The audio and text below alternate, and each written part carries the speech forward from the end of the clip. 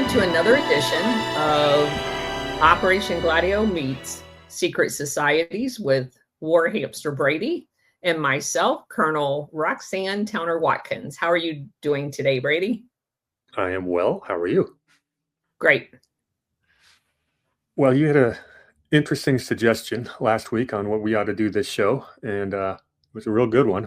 And we had left off last week with a New Hampshire Congress critter by the name of Maggie Goodlander.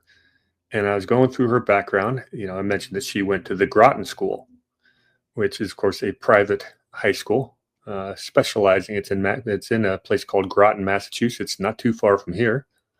And we come across that name a few other times when we mentioned, going through the background of some of these Skull and Bones members. And there's a reason for that. So at the Colonel's suggestion, we did some homework on that. And what we found is there's going to be an awful lot of the same connections. These people go to they come from the oldest and wealthiest families in New England for the most part. They go to private high schools, a lot of them boarding schools, which serve as basically kickstand or kickboards for launching pads into the Ivy League schools. Our focus has been for now on Yale University because an awful lot of these people end up in the secret society known as Skull and Bones. And yet somehow all of these people, time after time, end up in these places of influence in the military, in the State Department, in the CIA, in the court system, in the corporate boardrooms, and on these NGOs over and over and over again. And it's just it's mathematically impossible that this is not just a little bit of intermingling of families or friends or fraternal, type stuff like that. The patterns just happen way too often. You got to start to think, okay, there's something a little bit more sinister to why the same people and the same families end up there over and over again. Fair enough? Yes, fair. All right. So we talked a bit a couple of weeks ago about the Horace Mann School, which was ranked really highly in Niche magazine, or Niche is a company that does its list of the top private high schools, and Horace Mann School gets number one quite often. But another one that got number one in 2024 is the Groton School. And let's show the Groton School real quick. I'll pull it up on screen.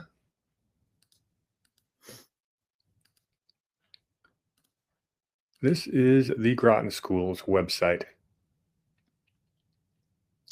also known as the Circle. You can see it on the map. Wait a minute. So we just did an entire segment of a thing called the Circle in France, which is basically the entire Operation Gladio apparatus that dealt with anti-communism from the French perspective. They're not very original, are they? No, there's definitely some symbolism going on here. When I saw the Circle, I go, that's just, sort of like the Skull and Bones is the order. Yeah, they love their symbolism. Yeah. So it's a very nice looking school. I am not going to go pay it a visit. They talk about scholarship, leadership, family. I like their new headmaster is Temba Makabela. He's from South Africa. Says inclusion in all respects, including socioeconomic inclusion, is an important ingredient of an outstanding education.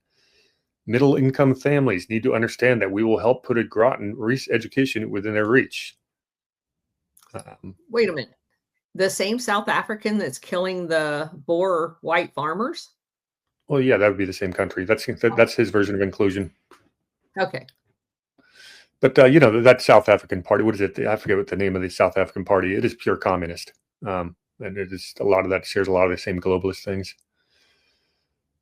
So they talk about 380 students representing 28 states and 23 countries. Now, this diversity is new for Groton, so we'll get into that as we go through the story. About 44% of the students receive financial aid because they've got now a $511 million endowment. Student faculty ratio of 4-to-1, 11 students per class on average. It used to be smaller, and they're proud. They have 51% of their students are of color. 480 acres of campus, and this is what you see.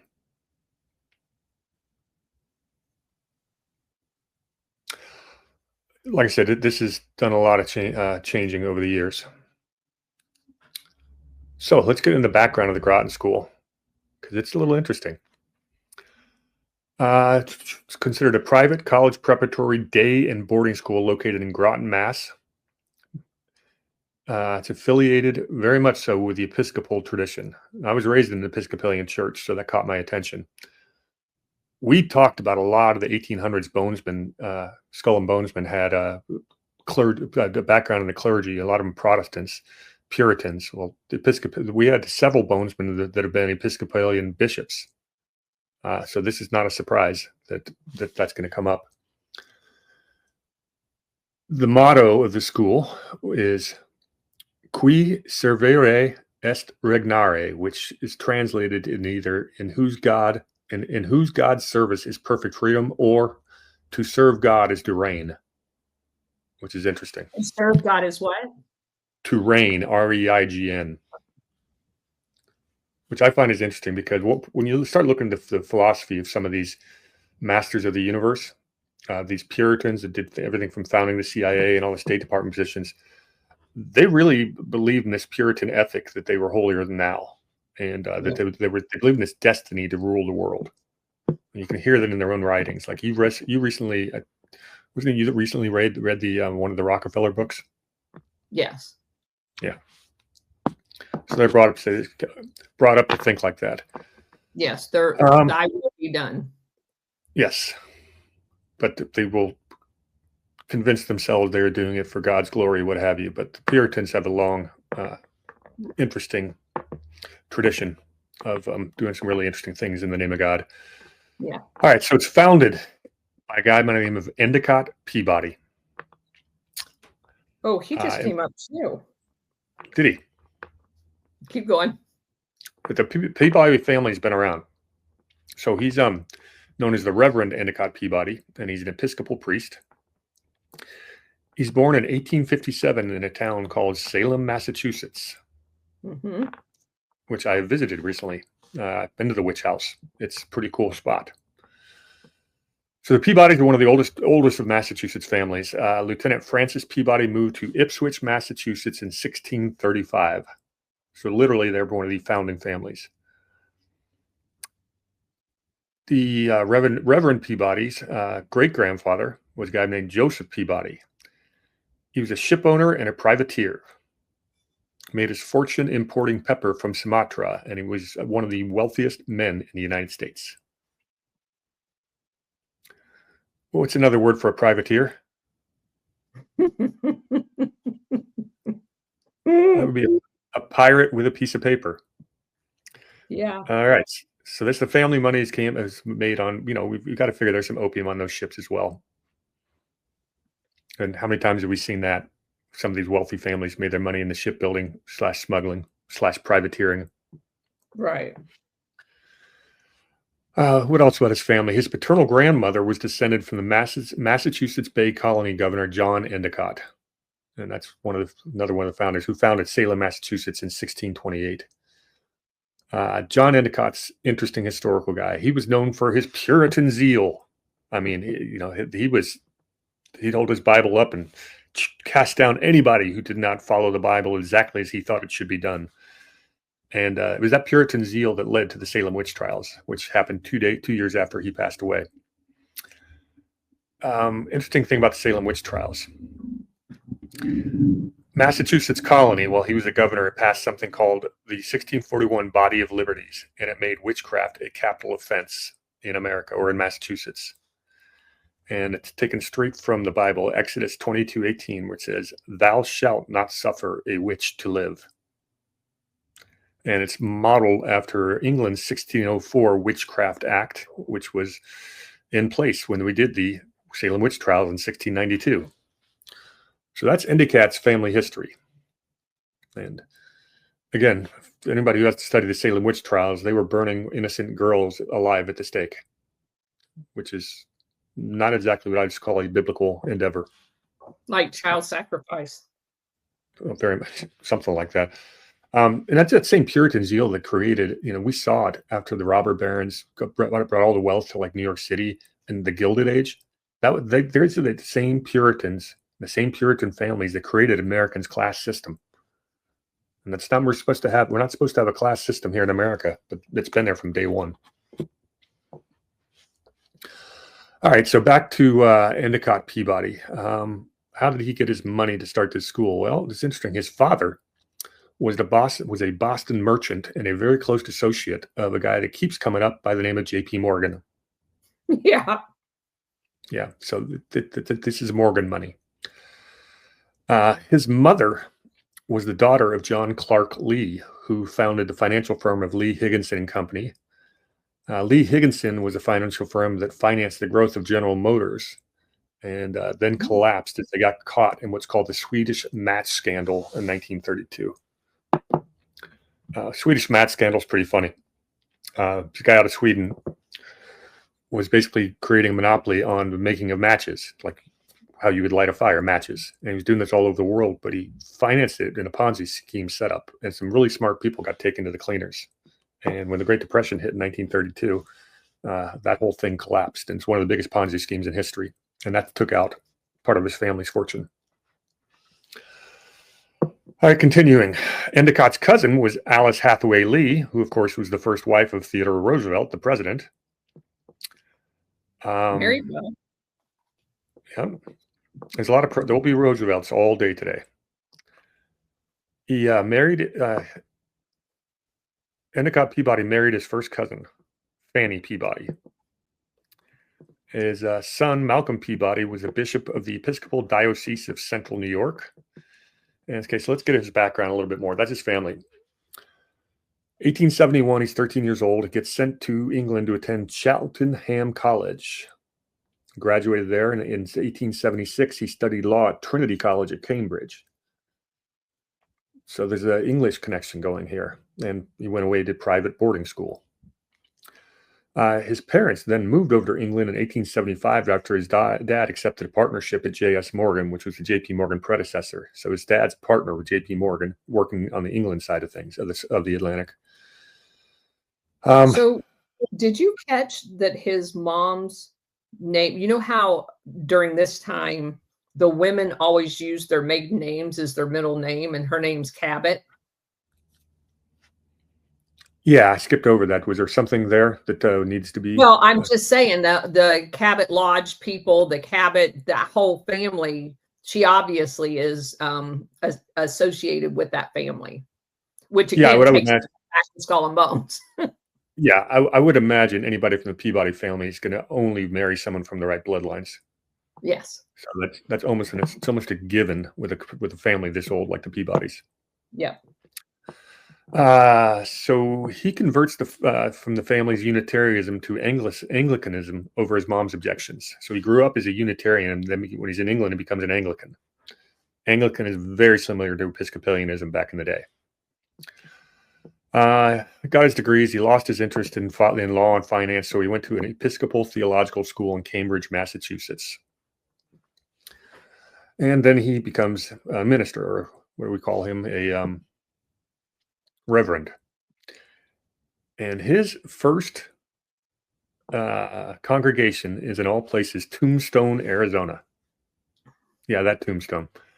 He actually arrived there 3 months after the gunfight at the OK Corral. And what he's known for there is people liked him. He was really good at raising money, and he was able to raise $5,000 to build the St. Paul's Episcopal Church in 1882, which is the oldest Protestant church building in Arizona to this day. That's crazy. Nice little diversion to Tombstone, Arizona. By the way, Wyatt Earp's family donated to that church, and I laugh at this. If you can believe my grandmother, our family somehow in Texas is somehow distant related to Wyatt Earp, but nobody's ever been able to prove that to me. The family all thinks that it's true though, so I'll take their word for it. I don't know. It was a big family. All right, so Peabody returns to Massachusetts and tried to get a job as the headmaster for what's called the St. Mark's School, which is where his brother's alma mater.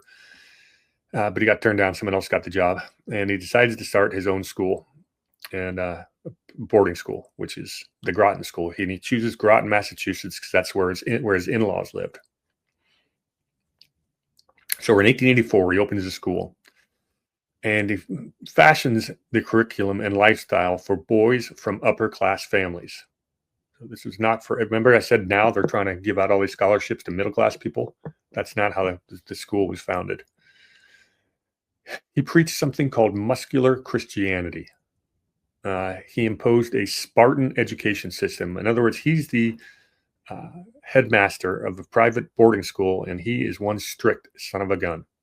You know, the type of guy who would, you know, belt your hand with a ruler or worse. Tell me if this is familiar. He had an emphasis on public service. And he says, this is a quote from his writings. He says, if some Groton boys do not enter political life and do something for our land, it won't be because they have not been urged. So he's pushing his students to get into politics. So basically, he's grooming them for future leadership positions. That's what I was just going to say. He is grooming them, not pushing them. Yeah. Grooming is a word I would use, and we'll get to that in a second. There's more of that. Strict disciplinarian, like these rich kids that can only have like a 25-cent allowance per week. He authorized hazing, and what they would do is it's this thing called pumping, which is a form of waterboarding. That's how the students were disciplining themselves. So this was a very tough place to go to school. He was a big fan of football that he emphasized, and Groton had apparently a storied football history for a school with only 380 students. It was fewer back then, but here's another quote from him. In these days of exceeding comfort, the boys need an opportunity to endure hardness and if maybe suffering. Football has in it the element which goes to make a soldier. And he also had another saying called corrective salutary deprivation, which sort of torture, I guess, is what he's talking about. I was going to say, it sounds like torture to me. No wonder all of these guys default to torture. That's kind of how they're raised. I didn't get a lot of torture at my public high school, did you? No. Well, torture. Yeah, I got a little bullying, but anyway. Biggest torture is to have to sit through boring classes. We already knew the answers. All right. So in society, he was the vice president, this is the early 1900s, of the Boston Watch and Ward Society. And what's the Boston Watch and Ward Society? Oh, they're all in a censorship of books. So this is the Puritan mindset right around the time of the Gilded Age, and he's one of the leaders of it. To get all this acreage funded for this school and to get it built and everything like that, he had some very rich donors like J.P. Morgan and their friends. So I didn't write down the name of the guy that donated the entire thing, but the land it's built on. But yeah, this is definitely a blue blood school. How about this? He refused to let divorced people set foot on school grounds into the 1930s. If you'd ever been divorced, you cannot come here. Is that crazy? Yeah, this is how society was. You know, you had to be, you know how you get shunned from society in the Gilded Age? This is the same thing. This is right. This is why I'm always railing on about the Puritans, because I've read enough about it. And it's just what a terrible way to live, to just, by other people to leave. And it's a class system. It's bad.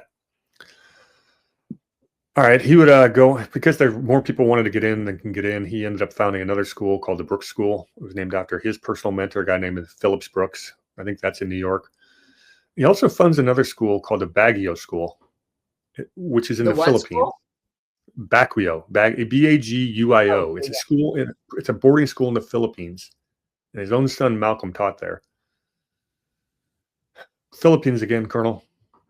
Yeah, so I was going to say, I first came across that when they were grooming people for leadership in Asia, in the Philippines, after we basically overthrew that country. And they were bringing people from the Asian theater in there, and it basically was doing for that area what you're describing Groton is for the United States. Yeah, it's exactly what it sounds like. And, obviously we took over the Philippines in 1898. Well, how many times have we seen these connected figures, bonesmen, etc., that have served over in the Philippines? Yes. You're I going to see, mean, you're going to see, yeah. and And we're, understanding that history is that they were vicious. In if everybody will recall when we did the Philippines in our round the world tour, that they actually found out that they were very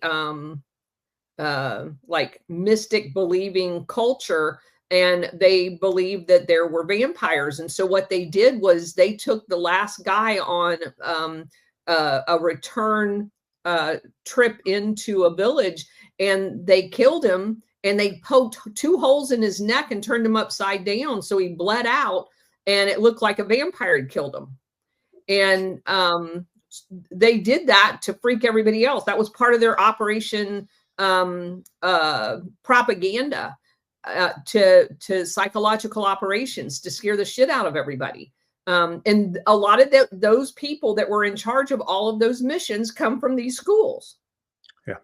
And we'll get more Philippines later today. And the other Philippines connection, of course, we can't neglect to mention is that's where Operation Golden Lily came from, where an awful lot Yes. of the CIA money came from. So Yes. there's a lot to meet. There's more than meets the eye to the Philippines. And I have been there. It is a gorgeous place, fantastic scuba diving. Didn't know the history when I went. All right. So Peabody eventually. What's that? It probably kept you safer. Yeah, it's funny in Manila, which is a really disgusting capital city, just very, very crowded. I'm 6'3", and walking down the streets, they can see me coming from because everyone out there is like a foot shorter. So they actually, Yeah. the hotel we stayed at the one night in Manila, they wouldn't let me leave the gated grounds without armed security. Yes. They said you're way too much of a target. Yes. The outer islands are gorgeous. I loved it. I like the people there quite a bit. But Manila itself it's worse than Los Angeles in the worst neighborhood. Yep. All right. So Peabody eventually retires and passes the torch as the headmaster. I'll go through that pretty quickly. The guy named Crocker would lead for like 25 years till 1965. It was known for, it was overlapping the civil rights movement. The first black student attends Groton School in 1951. And Crocker, the headmaster himself, and 85 students would march with MLK in Boston during the civil rights movement. So they are progressive at this point in time. I bring that up because American progressivism came over with the Fabian Society, while the blue blood American robber barons are marrying off their daughters into British royalty. That's how we're getting this Atlantic mixing of cultures. And our progressive movement came straight from the Fabian Society through these schools, and the Puritans were the ones who adapted it. So if you want to know where the woke culture comes from, this is it. Yep. Groton becomes co-ed in 75.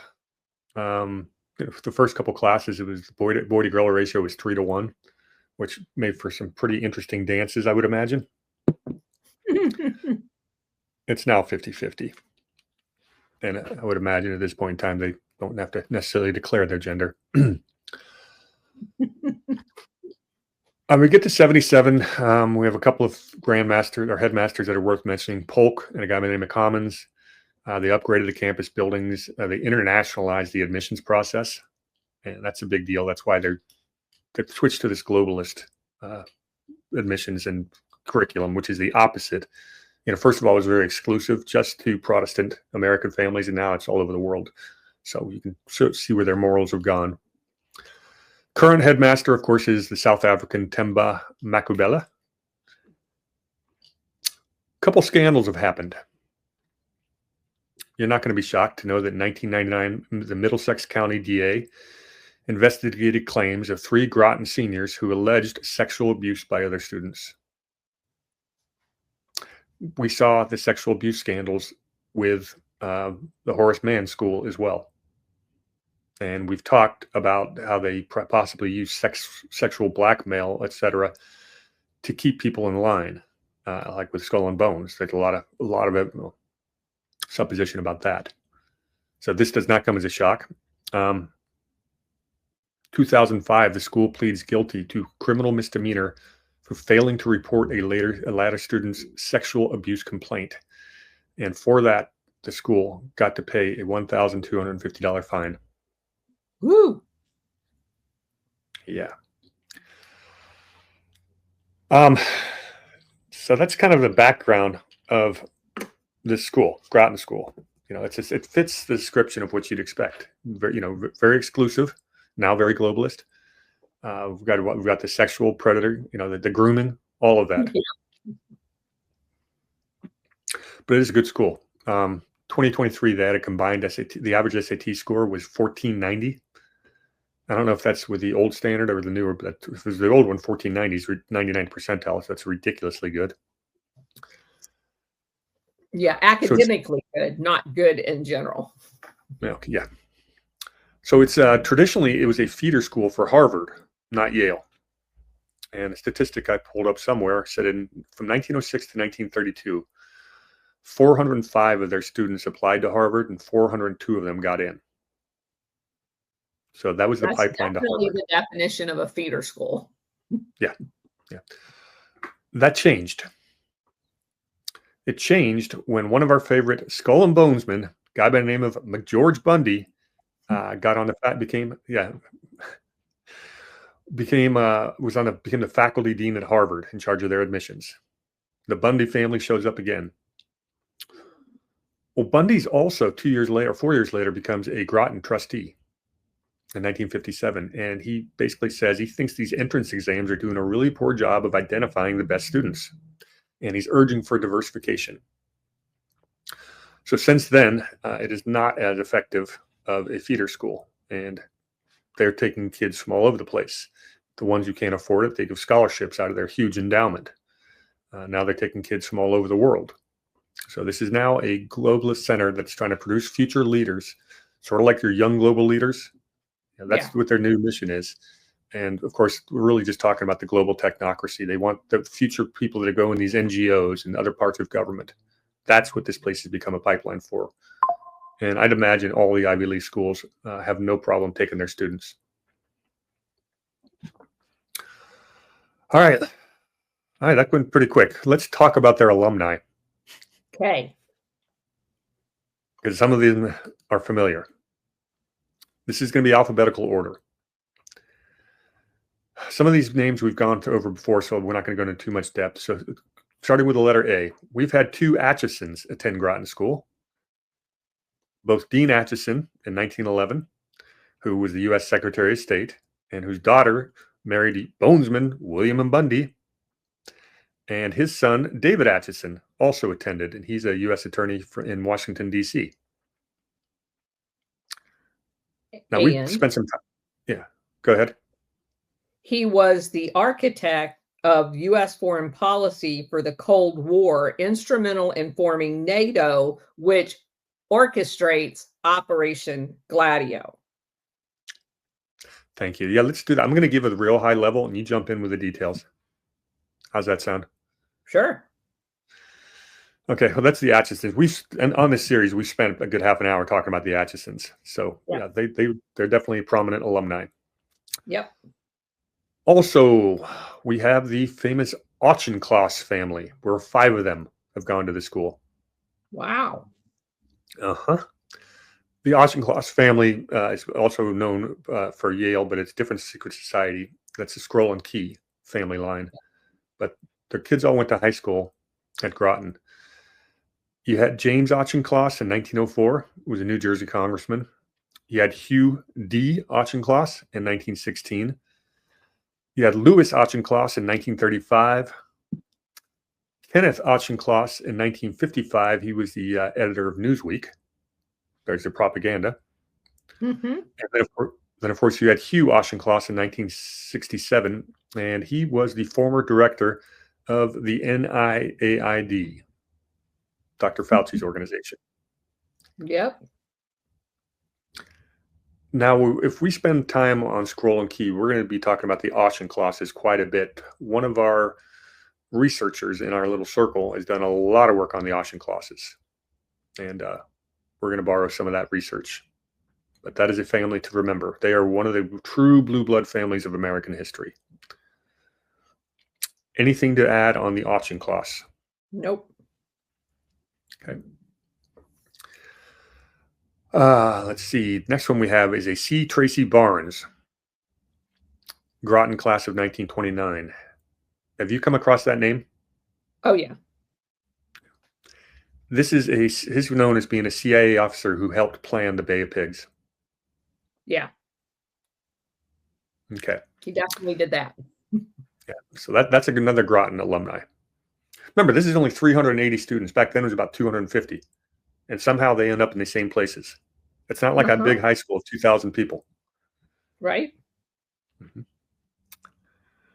Next one I have is a Francis M. Bator, Bator, Groton class of 1943. He wasn't too important, just a deputy U.S. National Security Advisor. For who? You're going to ask some of them. I have it pretty handy, so give me 1 second. Where did I put those? Oh, where it is.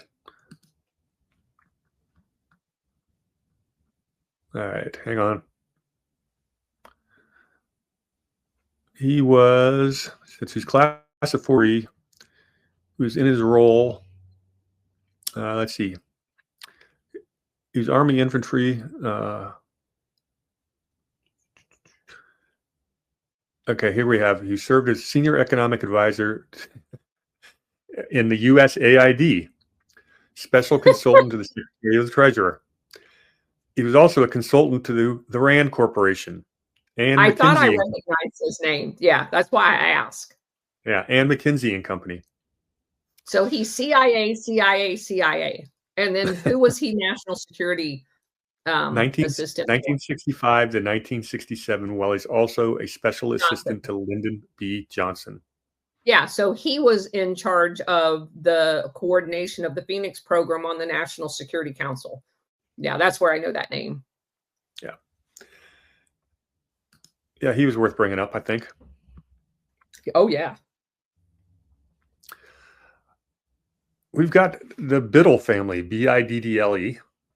We stumbled upon that family a little bit in our journeys. They actually had some, they actually have some Revolutionary War connections.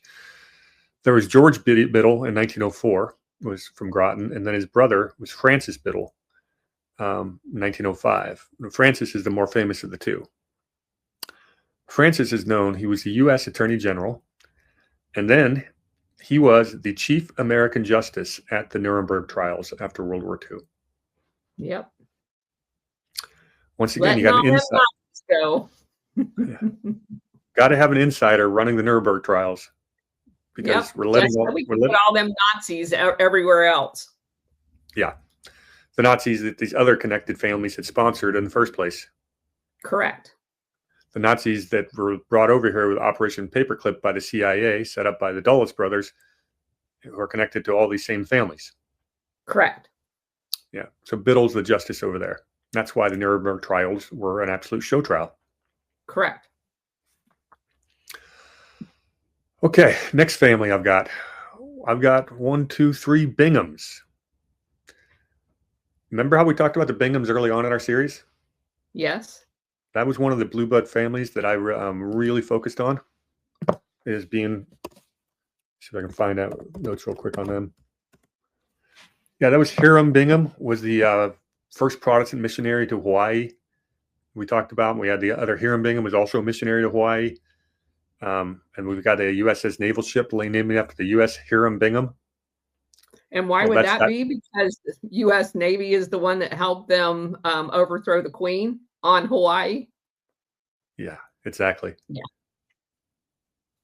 And these are all part of the founding families of Skull and Bones. That's why we talked about the Binghams. So 3 of the Bingham boys went to high school here. And who were they? We had Woodridge Bingham in 1920. Didn't do too much. We had Hiram Bingham IV, graduated 21. He was a diplomat. And he is known for helping Varian Fry evacuate Jews during the Holocaust. Yeah. And of course, there was a Jonathan Brewster Bingham, 1932. He was a New York congressman. So U.S. House of Representatives. So another really old family, very wealthy family, Eastern blue blood, sent 3 of their children to the Groton School to be groomed. Moving on. We're only on the B's right now, Colonel. So there's a lot of things that are worth mentioning. We've got Richard M. Bissell Jr. He's at Groton School in 1928. And we know him because he was once the CIA Deputy Director for Plans. And he also helped plan both the Bay of Pigs and the U-2 spy plane. Correct. How do we get 2 of the planners of the Bay of Pigs come from the same private high school? Well, that's because they're doing all of this together for their families to make money. Yeah. There you go. The family business is espionage. And of course, that's all espionage and intrigue starts, from basically international commerce. I mean, it's and of course, there's another one that is going to come up too that was in on the Bay of Pigs. But keep going. If I skip it, make sure you don't let me get past it. Okay. Oh, here's a fun one. We got a William McCormick Blair Jr., class of 1936. He was the U.S. ambassador to Denmark and the Philippines. Of course he was. How many times do we have to see the Philippines pop up? It was a very strategic place from a porting perspective and all the trade in Southeast Asia.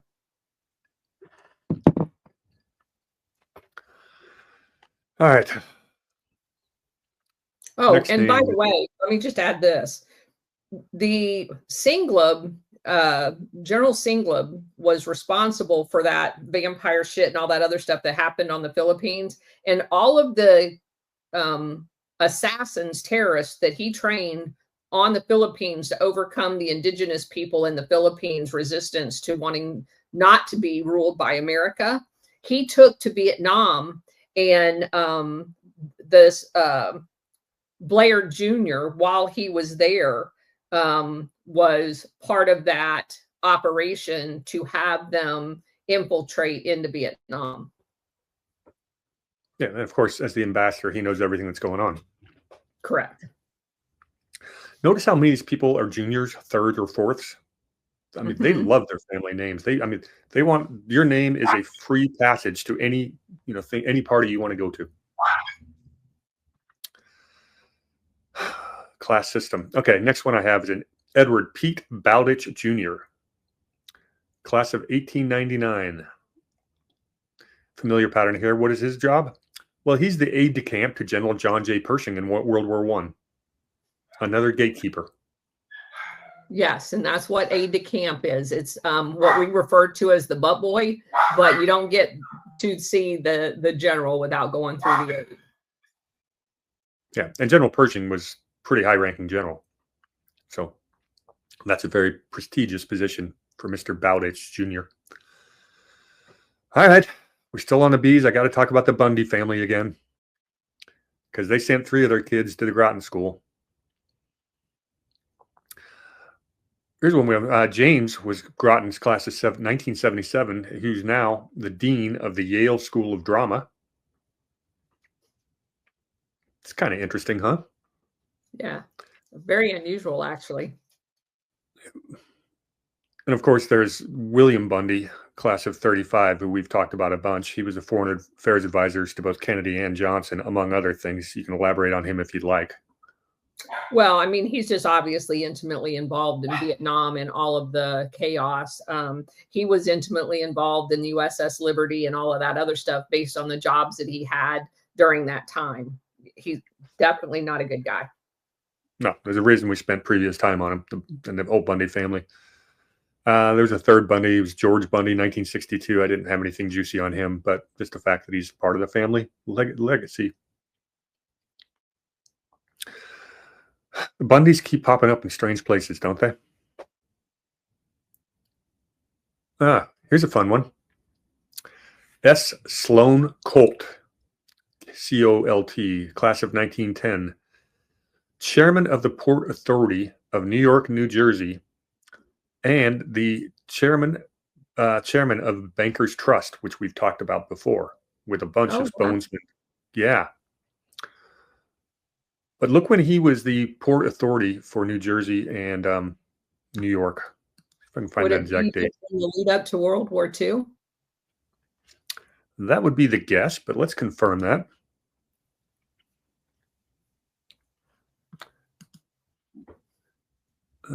When was he there? He was president of Bankers Trust from 31 to 56. When was he Port Authority guy? He's appointed in 1946 by Governor Thomas E. Dewey as commissioner of the Port Authority of New York and New Jersey. Son of a bitch. All right. Why is that important? Because Operation Underworld had just happened a few years earlier. The Germans had blown up, allegedly, some ships in New York Harbor. The only way the military is going to be able to get control back of the port is they had to go through the mafia, who actually controls the docks. To do that, they went and let out Lucky Luciano, who had just been arrested or been put away by none other than Thomas E. Dewey himself. Thomas E. Dewey is the guy who barely lost to Truman and for president a few years later. This is the launch of Operation Underworld. So now military intelligence is working with the mafia to patrol the New York docks. But once the mafia gets their teeth into you, they never let go. This is exactly how the mafia became part of our intelligence. It happened right there. And the mafia are more than happy because they hated Mussolini, because Mussolini locked up all the mafia dons in Sicily. And that's why the mafia helped lead our invasion of Sicily in World War II. Correct. And this guy was running the Port Authority when that was going on, right after Operation Underworld. Yep. Wow. I didn't catch that earlier. I'm glad you asked me the question when he was there. And he's the chairman of Bankers Trust, which is a huge, very large asset management company. Well, you have to have a place to launder your money. Come on, Brady. Jeez. All right. Good job, Sloan Colt. Next one we have, we've talked about the Davison family a number of times. And we've got two of them that went to Groton School. One who we've talked to about a lot is F. Truby Davison, who's Groton's class of 1914, would go on to become the CIA Director of Personnel. Yep. Anything you want to add on Truby, or we beat him? We beat him up pretty good last time. Yeah. Yeah, we're good. There's another Daniel P. Davis. And by the way, the Davison family is another very old New England family. Daniel P. Davison, class of 1943. He was known for being the president of the U.S. Trust Company. Seen anybody from there yet? Yeah, but I mean, again, that all had to do with where they park money. Yeah. Next name I thought was important was C. Douglas Dillon. I don't know if it's related to Dillon from Dillon Reed. I didn't get that connection, but he's class of 19. It might be because he's class of 27. And he was once the U.S. Secretary of the Treasurer and our ambassador to France. And he was Undersecretary of State from 59 to 61, which is when we killed Lumumba. Interesting. All right, next name on there, of course, we can't skip by Henry Francis DuPont, class of 1899. We haven't done enough on the DuPont family. We need to spend some time on them. But anytime we start talking about the banana republics and United Fruit, DuPonts are all very much involved in that part of international intrigue. Absolutely. I think they have a tendency to stay behind the scenes quite a bit. They don't make as many headlines as some of the other families. Correct. They deserve a deeper dive. All right, moving along, we've got a Marshall Green, class of 1935. He was a U.S. ambassador to, among other places, Indonesia, Australia, Nauru. So let's talk about Indonesia. He's there when they do the coup. Australia. He's there when they're destabilizing that to take down the guy that wanted to close Pine Gap, the CIA tracking station. And he was Assistant Secretary of East Asian and Pacific Affairs, which would have been during the time that the World Anti-Communist League was put together and very active in coordinating Operation Gladio activities. This guy, Absolutely. yeah.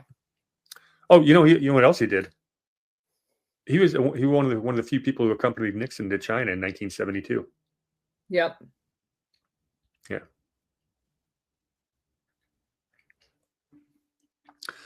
All right. Where we're at next? So Marshall Green, important guy. Next guy we have is Joseph Grew, Grew, class of 1898. Yeah, his name comes up repeatedly. There's a reason for that. Well, first of all, he's a secretary to the U.S. delegation at the Treaty of Versailles, which is also there with John Foster and Allen Dulles as they were carving up the Middle East and other places and making sure Germany could never rebuild after World War I. This guy's there. And then he becomes the U.S. ambassador to Japan from 1932 to 1941. And what are we doing to Japan at that time period? Besides, well, Japan's actually going all over Asia and conquering country after country after country. And this guy's pretending like they're not even doing it. He's sending cables back saying, oh, it's no big deal. They're just making deals for resources while they were imprisoning people and stealing all their shit. And he is there during the lead up to the bombing of Pearl Harbor and was one of the people that was responsible for the miscommunications that resulted in Pearl Harbor. Yeah, and also he was part of the embargo which drove Japan to attack. Correct. Yeah, the oil embargo. We cut off their oil supplies. Yep. Yeah, this guy's from Groton too. It's amazing. All these guys went to this. I went to a pretty good public school, but our Wall of Fame has maybe 2 professional athletes and maybe a small politician. That's about it. I would say he's probably, if not the, I mean, I understand Roosevelt's role in the whole thing as far as orchestrating it, but from a like presidential, to me, of all the research I've done in World War II, instrumental in causing us to get into the war because of the attack on Pearl Harbor. This is the guy right here. He's certainly involved. All right. Next Groton alumni is a Morris Hadley, class of 1912. He was a founder of a law firm called Milbank, Tweed, Hadley, and McCloy. Oh, that comes up often. Oh, yeah. This Milbank, it's mainly called, the firm's called Milbank. He's one of the founders, really known because their biggest clients were the Rockefeller family and Chase Manhattan Bank. So a little bit connected there. Yeah, that's where you get to find McCloy too. Yeah, that's the same McCloy family, by the way. I looked. Yeah. So, they're also the first American law firm to have offices in Japan in 1977. Even though the Japanese didn't want them there, they were able to stay around for a while. So it's a very influential law firm. Another Groton boy. Next name I have is a Charles Barney Harding. Why do you know him? Well, he was he's class of 1918 and is one of the founders of Smith Barney, one of my former employers. And he was also the chair of none other than the New York Stock Exchange. Kind of a big deal. Since we're on the H's, we may as well mention that there are 2 Harrimans, because of course there are. One of the wealthiest families in American history. 1909, that's where W. Averill Harriman went to school, and his younger brother E. Roland Harriman graduated there in 1913. We've talked about the Harrimans a lot. Do we want to they're basically the ones who funneled the American money to the Nazis. Just to mention,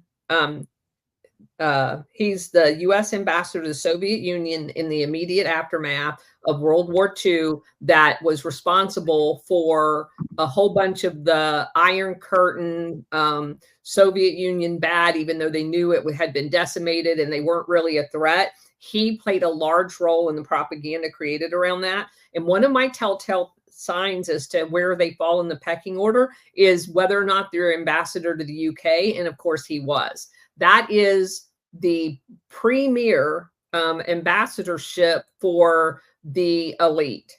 And then he also, critical role in the aftermath of World War II, was U.S. Secretary of Commerce when they're setting up all of those trade deals and doing the Marshall Plan all over the European theater, which was helped. And if anybody would have known it, it would have been him, because a whole bunch of the Marshall Plan was used to set up Operation Gladio as opposed to just trade. So this guy was and he's an international investment banker too. So that's how intelligence is actually done, and statescraft is basically investment bankers. Correct. I neglected to share a picture earlier on, so let me take a break and show you the picture of Endicott Peabody. Oh yeah, I've seen this. Hang on. There he is. I just recently did the whole dig into that family. The Peabodys? Yeah. Yeah. Yeah, here's the Reverend heading out to Tombstone to save souls. To do something. Uh-huh. All right. That's the only picture I brought this week, but I didn't want to skip over it. Guys, it's a pretty good picture. Had to have Harrimans there. All right. Next one I have from the class of 45 is a guy named Richard Helly Hutchinson. He is the 8th Earl of Donoughmore in Ireland. It is a family title, so they have some royalty going to school here. Next one I have is a Stephen A. Higginson. He's been in the news. He was Groton's class of 1979. He is currently a judge on the 5th Circuit Court of Appeals. Next one I have is a George Holding, class of 1986, who is a congressman from North Carolina.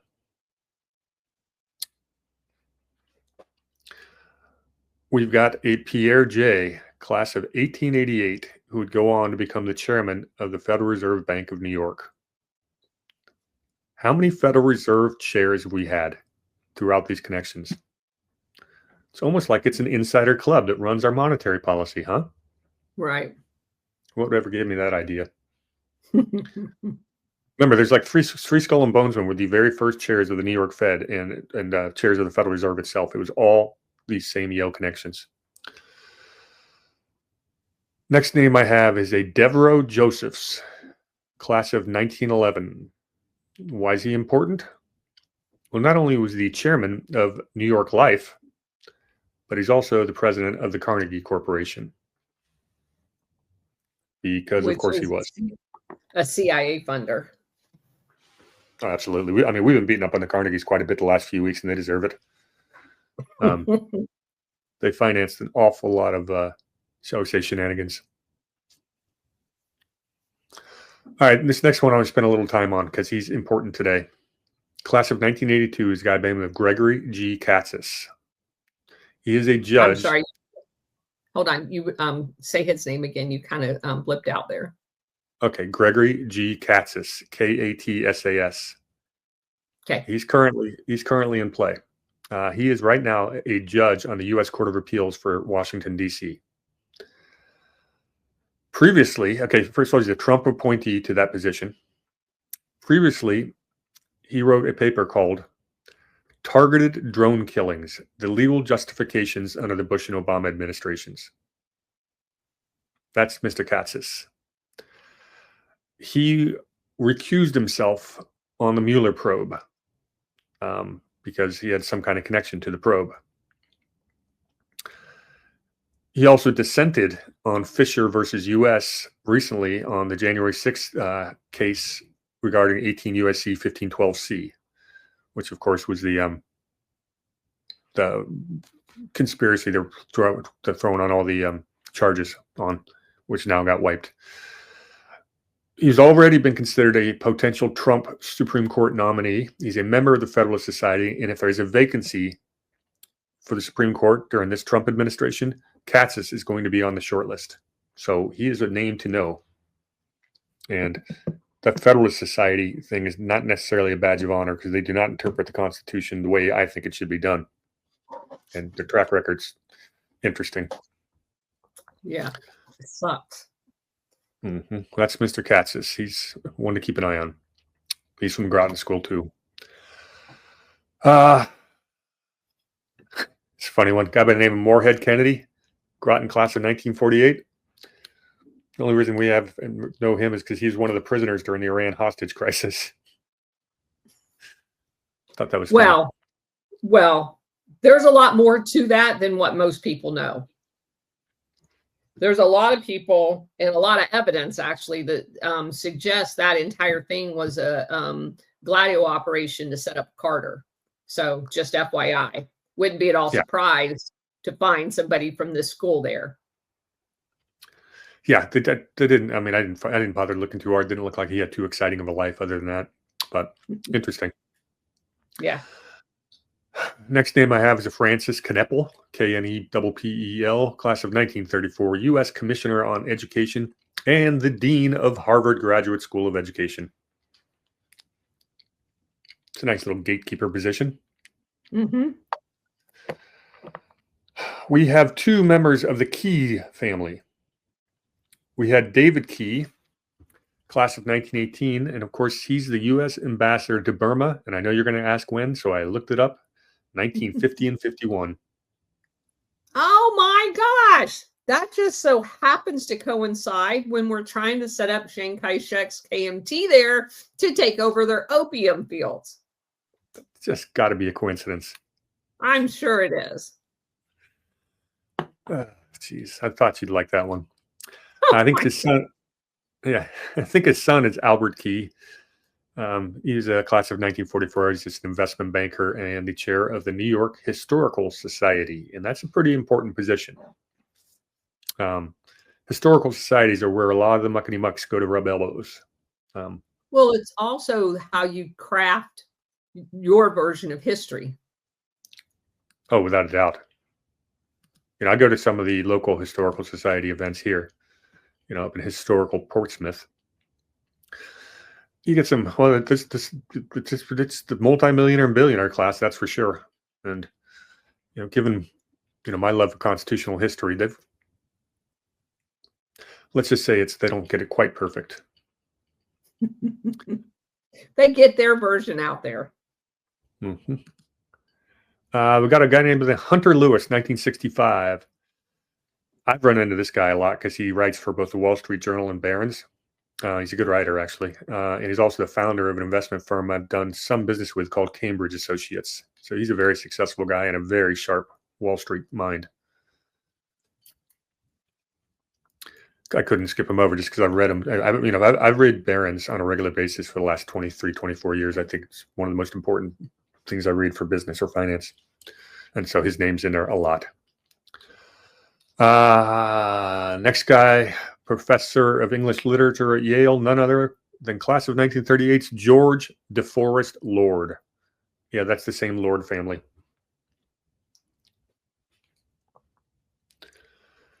Okay, here's another famous family, the McVees, MacVeagh. This guy's name is Lincoln McVee. 1909 class. He was the U.S. ambassador to Spain, Portugal, Greece, Yugoslavia, South Africa, and Iceland, all from 1933 to 1953. Whoa. Yeah. Whoa. Basically World War II. So he was there for Hugo, Spain.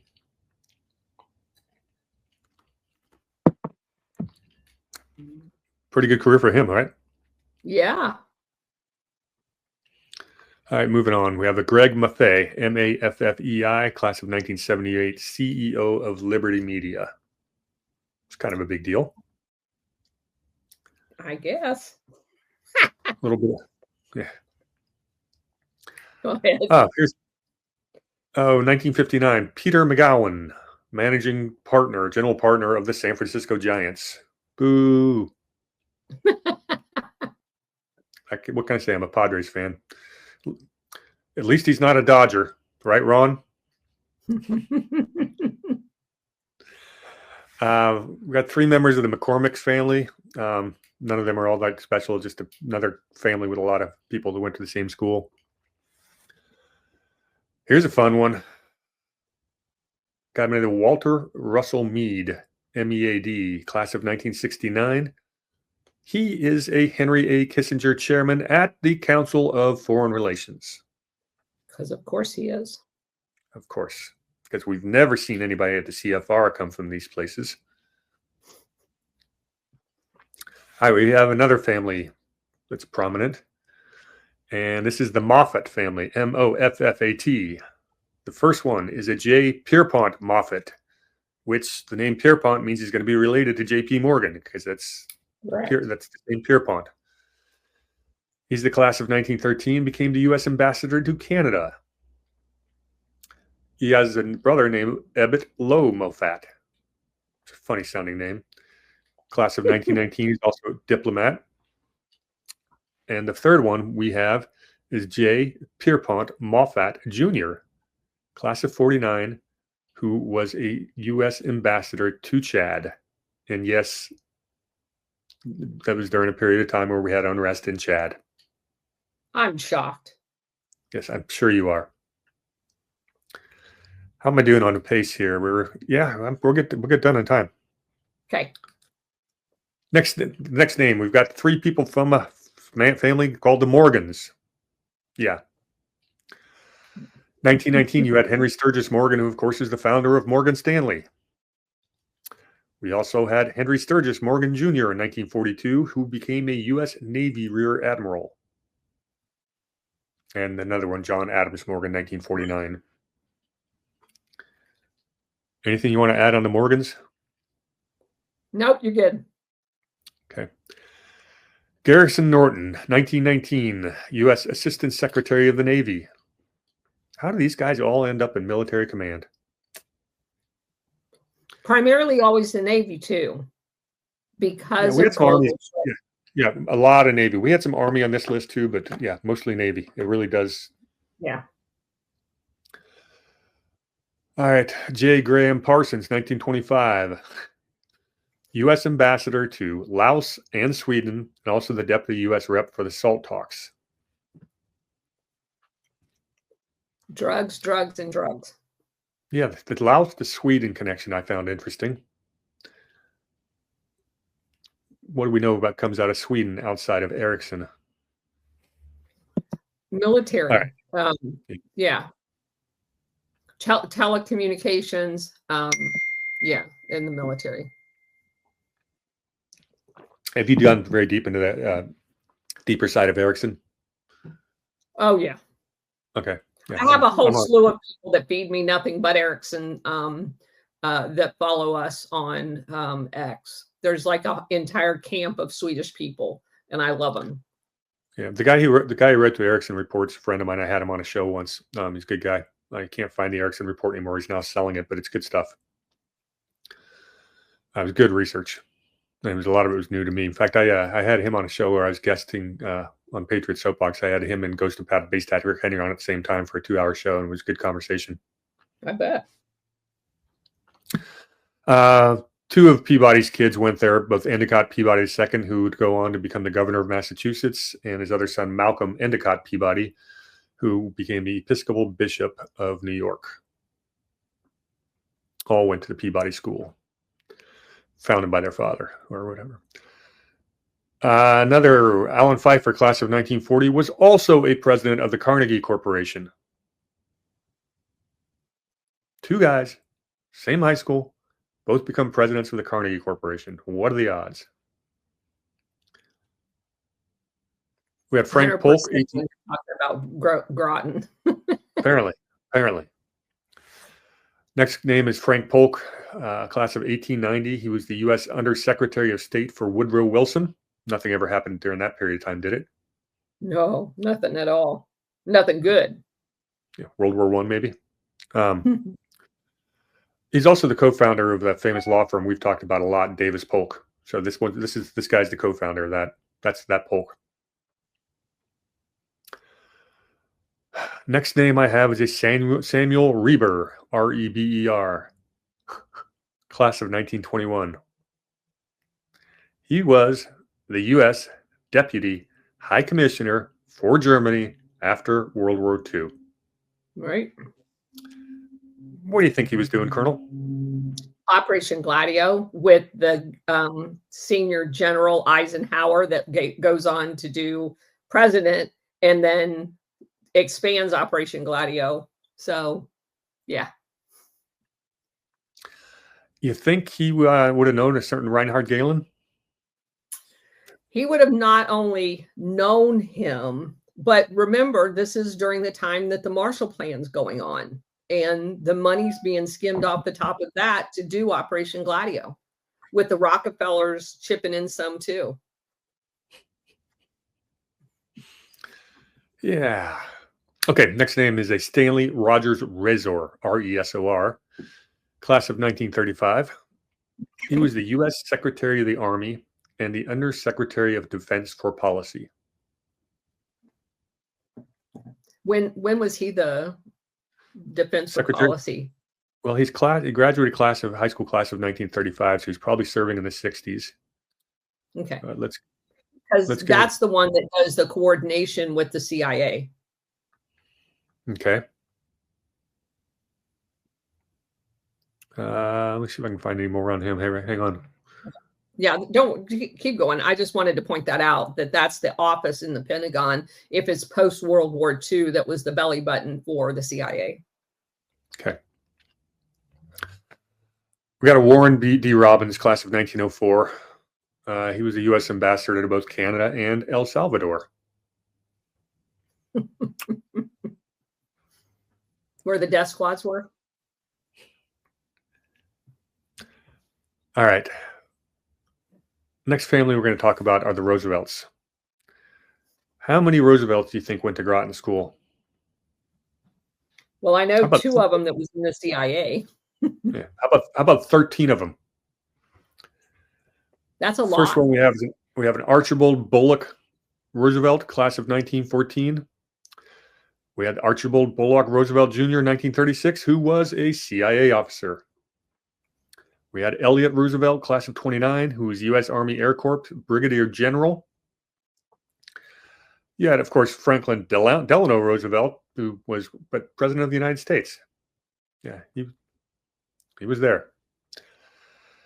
You got his son, FDR Jr., class of 33, became a New York congressman. We've got a James Roosevelt, class of 1926, who was a California congressman and a U.S. Marine Brigadier General. We've got Kermit Roosevelt, who a lot of people have heard of, but this is the dad. In 1908, he was an explorer in the Amazon, Himalayas, and Southeast Asia. Interesting place to be an explorer. Well, hold on. Yep. Go ahead. Are you going to say something else about him? No, I'm just done with him. Go ahead and drop him because it's interesting where he was. Well, the explorer is a misnomer. These were scouts to find resources for them to then justify the overthrowing of governments. They're not explorers in the way you and I would think about them. They're scouts looking for resources like gold mines and oil, and they were able to do that, especially after the creation of aircraft. But before that, they used balloons because geographically, there's or geology-wise, there's certain things you look for from the air. And these guys, these explorers, were well-versed in not only just like the shape of the land, and the way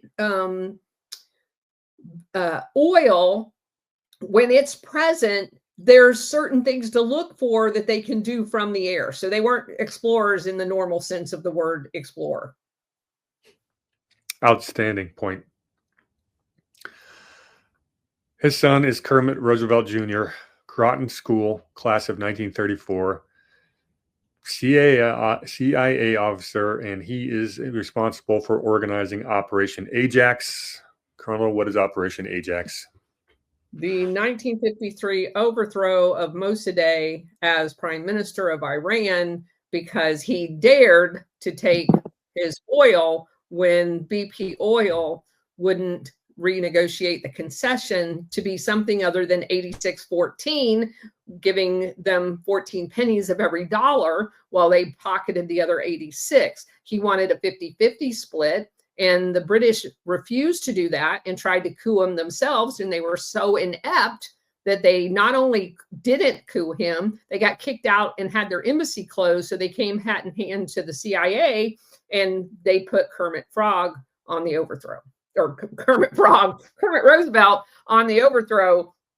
He was successful in doing it. And as at the end of the story, and the moral of that story is BP only ended up getting 50% because Allen Dulles demand was that you had to cut in Standard Oil for the remaining piece up to the 50%. And so they ended up with like 34% of the concession. So the moral of the story, the UK only ever got 50%.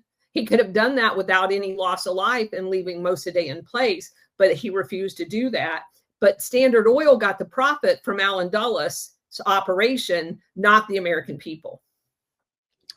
And it did set the stage for everything that's happened into Iran ever since. So good job, Kermit.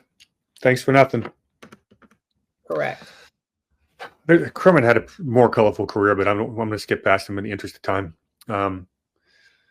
We had a Quentin Roosevelt, Groton School, class of 1915, who was a interesting guy, U.S. Army Air Service pilot. And he's the only child of a president of the United States who ever did die in combat. He was shot down. Quentin's son, Quentin Roosevelt II, class of 1937, was killed in a mysterious plane crash in China also. The two plane crashes, one family. It's interesting. He was director of something called China National Aviation Corporation, and he crashed on Basalt Island near Hong Kong. And it's considered a very mysterious plane crash. Now, I looked up, you know what we know about the different American-based flying tigers and stuff like that in Asia, but this China National Aviation Corporation was actually communist Chinese run. I'm trying to figure out why a Roosevelt is a director of it. I have no clue. Do you got anything on that? If you go back in time, there's a lot of circumstantial evidence that says that just like we set up the Bolsheviks, we also set up Mao. Okay. Still interesting that a Roosevelt would be the director of their aviation corporation. There's probably more to that than we see. I need to look into that more. I came across it one time, and I just don't have it off the top of my head. There is a lot more to that story. Well, get back to me if you find, and I'll do the same. Okay.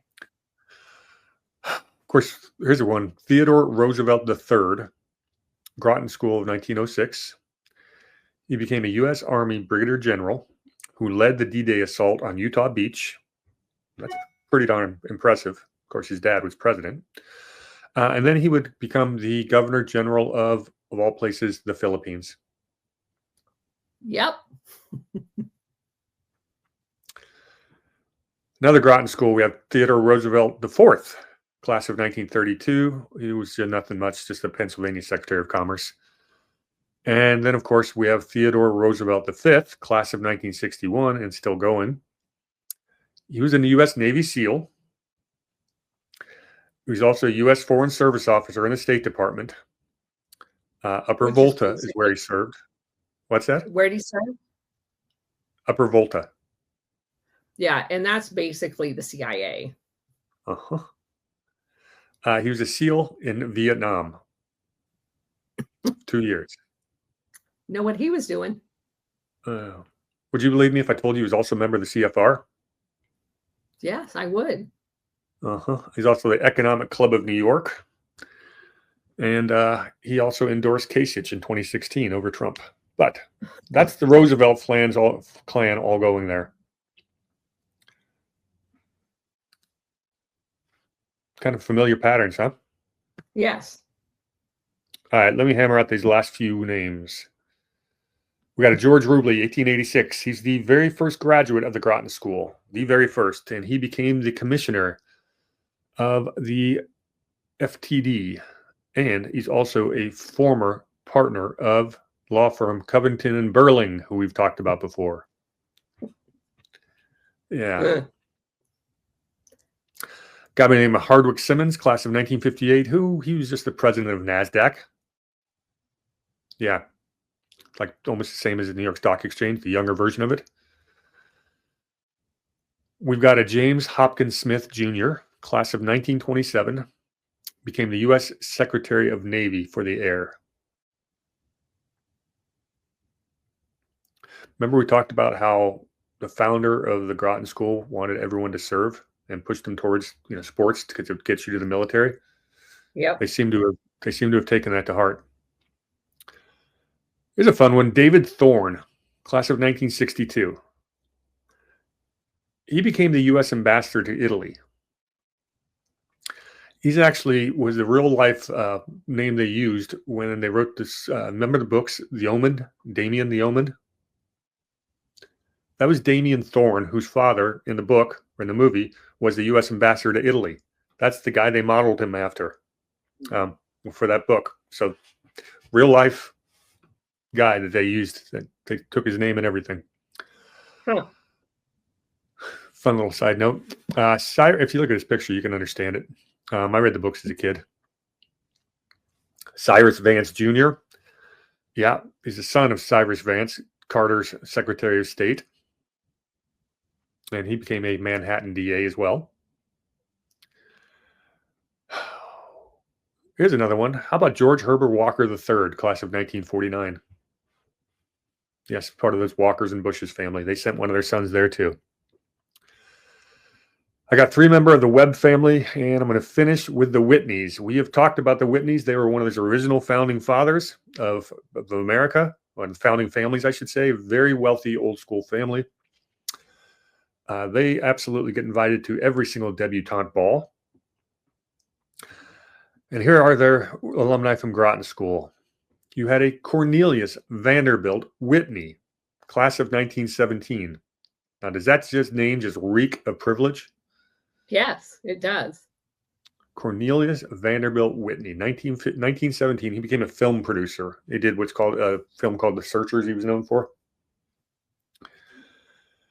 You had a Harry Payne Whitney, class of 1894, who became a horse breeder, big polo guy, country club guy.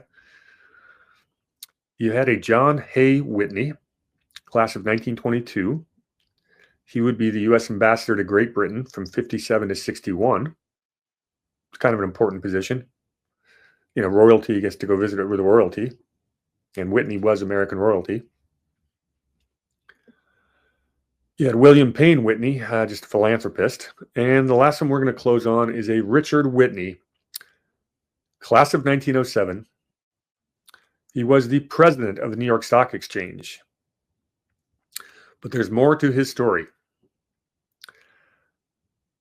Before the October crash of 1929, which is known as Black Tuesday, before that was something called Black Thursday, 4 days earlier.